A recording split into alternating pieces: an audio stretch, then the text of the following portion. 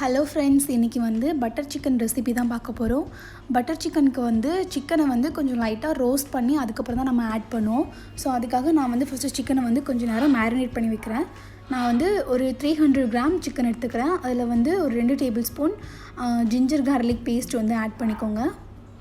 அதுக்கப்புறம் 1 tablespoon chilli powder,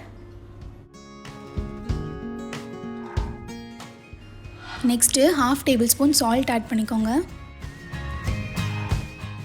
இப்போ இது எல்லாத்தையும் நம்ம நல்லா மிக்ஸ் பண்ணி வச்சுக்கலாம். நெக்ஸ்ட்டு கிரேவிக்கு தேவையான இன்க்ரீடியன்ஸ் எல்லாமே நம்ம இப்போ பார்த்துடலாம். நான் வந்து ஒரு பிக் சைஸ் ஆனியன் வந்து சும்மா ரஃப்பாக சாப் பண்ணி வச்சுருக்கிறேன். அப்புறம் 2 பிக் சைஸ் டொமேட்டோ எடுத்துக்கோங்க, அதுவும் ரஃப்பாக சாப் பண்ணிக்கோங்க. நம்ம வந்து கிரைண்ட் பண்ண தான் போகிறோம். அப்புறம் வந்து ஜிஞ்சர் கார்லிக் பேஸ்ட் வந்து 2 டேபிள் ஸ்பூன் எடுத்துக்கிறேன். இப்போது ஒரு பேனில் ஒரு 3 டேபிள் ஸ்பூன் குக்கிங் ஆயில் எடுத்துக்கோங்க. ஆயில் வந்து நல்லா ஹீட் ஆகட்டும். ஆயில் நல்லா ஹீட் ஆனதும் சிக்கன் பீஸஸை வந்து இந்த மாதிரி போட்டுடலாம். சிக்கன் பீஸ் வந்து ரொம்ப அந்த பிரெஸ்ட் பீஸ் எடுத்துக்கோங்க, எலும்பு இல்லாமல் அந்த மாதிரி எடுத்துக்கோங்க. சதை மட்டும் இருக்கிற மாதிரி எடுத்துக்கோங்க. அது வந்து ரொம்ப பெரிய பெரிய பீஸாக கட் பண்ணாமல் கொஞ்சம் ஸ்லைஸஸாக இந்த மாதிரி சின்ன சின்ன பீஸஸாக கட் பண்ணிக்கோங்க. அப்போ தான் அது வந்து சீக்கிரமாக குக் ஆகும்.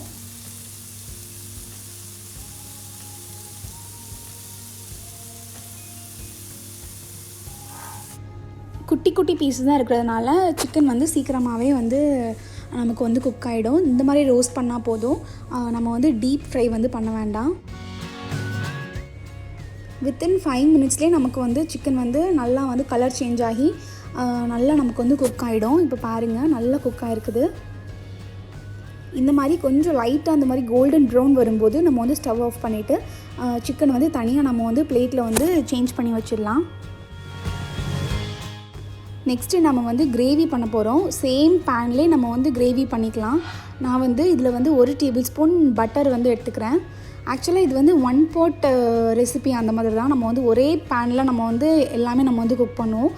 அதை வாஷ் பண்ணிவிட்டு நீங்கள் அப்படிலாம் பண்ண வேணாம். பட்டர் வந்து நல்லா மெல்ட் ஆகட்டும். பட்டர் வந்து நல்லா மெல்ட் ஆனதும் நம்ம வந்து ரஃப்பாக சாப் பண்ணி வச்சுக்கிற ஆனியனை வந்து இதில் போட்டுடலாம். ஆனியன் வந்து ரொம்ப நேரம் ஃப்ரை ஆகணும் அந்த மாதிரிலாம் அவசியம் இல்லை. ஜஸ்ட் அது வந்து டிரான்ஸ்பரண்ட் ஆகிற வரைக்கும் நீங்கள் வந்து ஃப்ரை பண்ணால் போதும். இது நம்ம வந்து மிக்ஸி ஜாரில் போட்டு நம்ம நல்லா பிளெண்ட் பண்ண தான் போகிறோம். ஸோ அதனால் நமக்கு வந்து ரொம்ப வந்து வதங்கணும் அப்படின்லாம் அவசியம் இல்லை.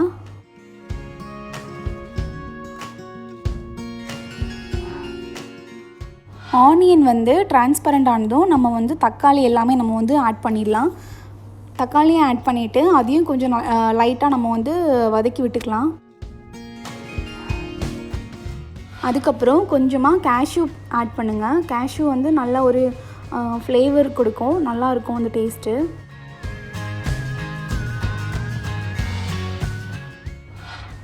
இப்போது நம்ம வந்து இஞ்சி பூண்டு பேஸ்ட் ஆட் பண்ணிடலாம். 2 டேபிள் ஸ்பூன் இஞ்சி பூண்டு பேஸ்ட் நான் வந்து ஆட் பண்ணியிருக்கிறேன்.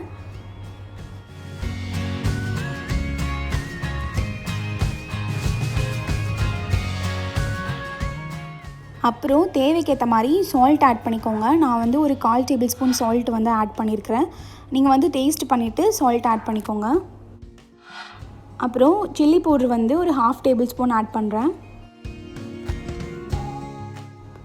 இப்போது நம்ம இது எல்லாத்தையும் நல்லா நம்ம வந்து மிக்ஸ் பண்ணி விட்டுடலாம். நம்ம வந்து பட்டை, கிராம்பு இந்த மாதிரி நம்ம ஸ்பைசஸ் எதுவுமே ஆட் பண்ணல. ஸோ அதனால் நான் வந்து ஒரு 1/2 ஸ்பூன் வந்து கரம் மசாலா ஆட் பண்ணுறேன். நெக்ஸ்ட்டு தண்ணி வந்து கொஞ்சமாக ஆட் பண்ணிவிட்டு அது வந்து 2 to 3 மினிட்ஸ் நம்ம வந்து மூடி வச்சு க்ளோஸ் பண்ணி குக் பண்ணலாம். ஆஃப்டர் 2 to 3 மினிட்ஸ் கொஞ்சம் நமக்கு நல்லா வந்து கெட்டியாக இருக்குது. இப்போ இது வந்து ஃப்ளேம் ஆஃப் பண்ணிவிட்டு நம்ம வந்து கூல் டவுன் பண்ணிவிட்டு அதுக்கப்புறமா நீங்கள் வந்து பிளெண்டரில் வந்து சேஞ்ச் பண்ணிக்கோங்க.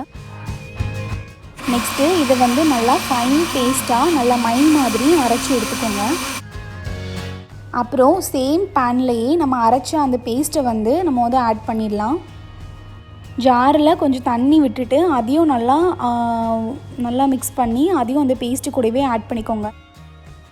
தண்ணி வந்து ரொம்ப ஆட் பண்ணாதீங்க. இந்த கிரேவி வந்து நல்லா கெட்டியாக திக்காக தான் இருக்கும். ஸோ அதனால் தண்ணி வந்து ரொம்ப ஆட் பண்ணக்கூடாது. நெக்ஸ்ட்டு ஒரு 2 டேபிள் ஸ்பூன் பட்டர் வந்து நான் இதில் ஆட் பண்ணுறேன். அது ஹீட்லேயே நமக்கு நல்லா மெல்ட் ஆகிடும். ஃப்ரெஷ் க்ரீம் வந்து நான் வந்து ஒரு 3 டேபிள் ஸ்பூன் ஆட் பண்ணுறேன். இது வந்து நல்லா க்ரீமியாக இருக்கும், சாப்பிடும்போது தெரியும் நமக்கு. நெக்ஸ்ட்டு நம்ம வந்து சிக்கன் வந்து இதில் வந்து ஆட் பண்ணிடலாம். சிக்கன் நம்ம ஆல்ரெடி ரோஸ்ட் பண்ணி வச்சுக்கிறதுனால இது வந்து குக் ஆகணும்னு ரொம்ப அவசியம் இல்லை. சிக்கனை நல்லா நம்ம வந்து மிக்ஸ் பண்ணி விட்டுக்கலாம் கிரேவி கூட. ஆக்சுவலாக எனக்கு வந்து ரொம்ப கலர் வரல. சில்லி பவுட்ரு வந்து காஷ்மீரி சில்லி பவுட்ரு ஆட் பண்ணிங்க அப்படின்னா உங்களுக்கு வந்து கலர் நல்லா வரும். நான் நார்மலாக வீட்டில் நம்ம பண்ணுற சில்லி பவுட்ரு தான் ஆட் பண்ணேன். ஃபைனலாக நம்ம வந்து இதில் வந்து கொஞ்சமாக மீதி லீவ்ஸ் ஆட் பண்ணிடலாம், ட்ரை வெந்தயக்கீரை. இப்போது நம்ம வந்து ஒரு லிட்டை வச்சு க்ளோஸ் பண்ணிவிட்டு லோ ஃப்ளேமில் ஒரு 5 மினிட்ஸ் மட்டும் குக் பண்ணுங்கள். ஆஃப்டர் 5 மினிட்ஸ் நமக்கு வந்து நல்ல கிரேவி வந்து திக்காக இருக்குது. இப்போ நம்ம வந்து ஃப்ளேமை வந்து டர்ன் ஆஃப் பண்ணிவிட்டு நம்ம வந்து சர்வ் பண்ணிடலாம். இப்போ நம்மளோட பட்டர் சிக்கன் ஒரு சிக்கன் பட்டர் மசாலா ரெடி ஆயிடுச்சு. ரொம்ப ஈஸியாக கம்மியான டைம்லேயே நம்ம வந்து சீக்கிரமாக பண்ணிடலாம். பரோட்டா அப்புறம் சப்பாத்திக்கெலாம் இது வந்து ஒரு சூப்பரான சைட் டிஷ். ஸோ கண்டிப்பாக ட்ரை பண்ணி பாருங்கள். உங்களுக்கு பிடிச்சிருந்தது அப்படின்னா மறக்காமல் ஃப்ரெண்ட்ஸ் அண்ட் ஃபேமிலிக்கு ஷேர் பண்ணுங்கள். Good night.